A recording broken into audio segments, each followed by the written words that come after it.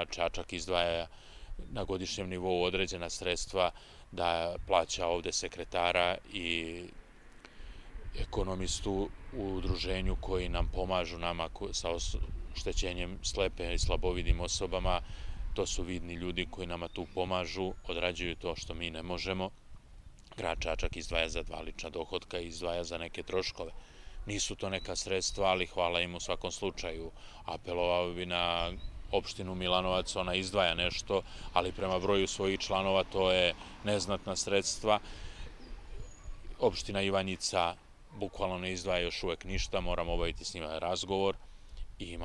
I Lučani su nam sad izašli nekim projektima, pisali smo neke projekte i oni su nam pomogli u tim projektima, tako da, eto, snalazimo se nekako, pokrivamo, imamo tu našu salu koju izdajemo, da možemo da platimo ta 2 radnika. Mislim da bi to sve lokalne samouprave trebale malo bolje da pokriju.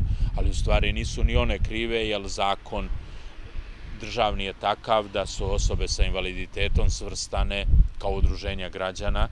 Mi smo među druge klubove, sportska udruženja, udruženja građana, nevladine organizacije, tako da po meni to nije realno. Očekuje se kao neki novi zakon o toj invalidnim udruženjima, jer mi pripadamo ovom Republičkom savezu slepih i slabovidih, mi smo reprezentativno udruženje, nismo ono što kažu osnovali ga 3 člana, osnovali udruženje, mi pripadamo, registrovani smo kao republičko, tako da se nadam da će tim novim zakonom doći do promene te socijalne politike, gde ćemo mi moći u nekim drugim sferama da se izborimo za neke druge stvari koje će biti mnogo povoljnije za osobe sa invaliditetom.